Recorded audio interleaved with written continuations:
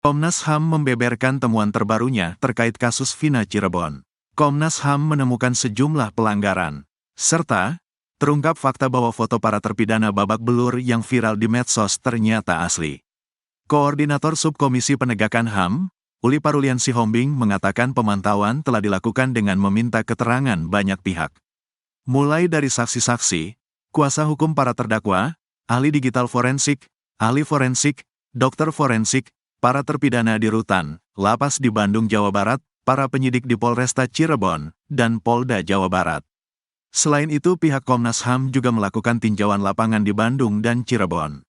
Berdasarkan pemantauan, Komnas HAM menyimpulkan ada 3 jenis pelanggaran HAM berdasarkan Undang-Undang Hak Asasi Manusia Nomor 39 Tahun 1999, kata Uli melalui keterangannya, Senin, 10/14/2024. Pelanggaran HAM pertama berkaitan dengan hak atas bantuan hukum.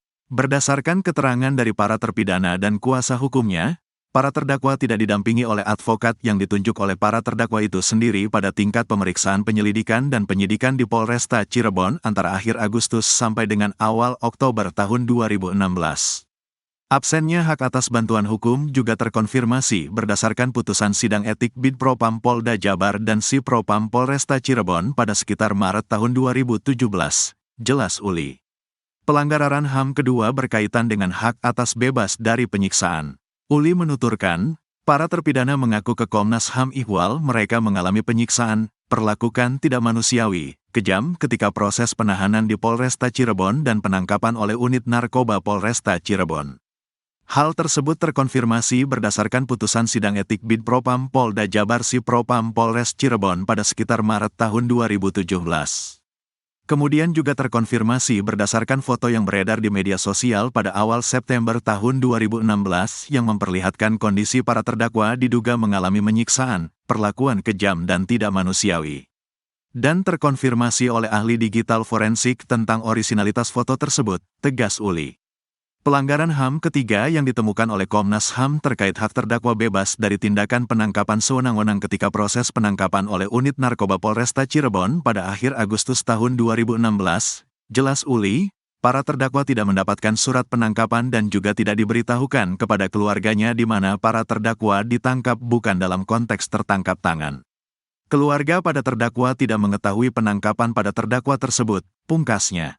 Sebelumnya, Komnas HAM membenarkan pernah menerima laporan dari 4 orang yang mengaku menjadi korban salah tangkap dan mendapatkan penyiksaan di tahanan dalam kasus pembunuhan Vina Cirebon. Hal tersebut disampaikan oleh Komisioner Komnas Hak Asasi Manusia, Anis Hidayah dalam Dialog Sapa Indonesia Pagi Kompas TV, Jumat, tanggal 24 Mei tahun 2024.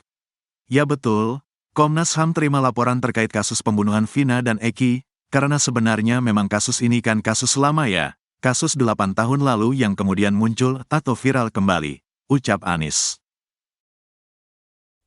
Selain kepolisian, ternyata dalam penanganan kasus Vina Cirebon juga ikut dilibatkan Komnas HAM.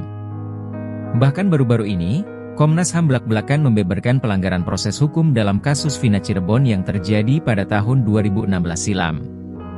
Hal ini diungkapkan oleh anggota Komnas HAM, Uli Parulian. Ia merinci, 3 pelanggaran proses hukum terhadap para terpidana kasus Vina Cirebon meliputi pelanggaran hak atas bantuan hukum, pelanggaran penyiksaan dan ketiga pelanggaran tindakan penangkapan sewenang-wenang. Di sisi lain, terungkapnya pelanggaran dalam penanganan kasus Vina Cirebon itu membuat Ibtu Rudiana terpojok kembali jadi sorotan. Rupanya Komnas HAM sudah lama memantau pelanggaran dalam kasus Vina Cirebon tersebut, salah satunya menyoroti tak adanya advokat yang mendampingi para terpidana kasus Vina pada saat itu. Lebih lanjut, Uli Parulian menepis isu lambannya Komnas HAM untuk turun tangan di kasus Vina Cirebon. Uli Parulian juga menegaskan, jika selama ini Komnas HAM tak diam. Sementara itu, Uli Parulian membeberkan jika Komnas HAM memiliki SOP sebelum menyelesaikan suatu kasus. Khusus kasus Vina Cirebon, Uli Parulian memaparkan, Komnas HAM bergerak sejak Juni 2024.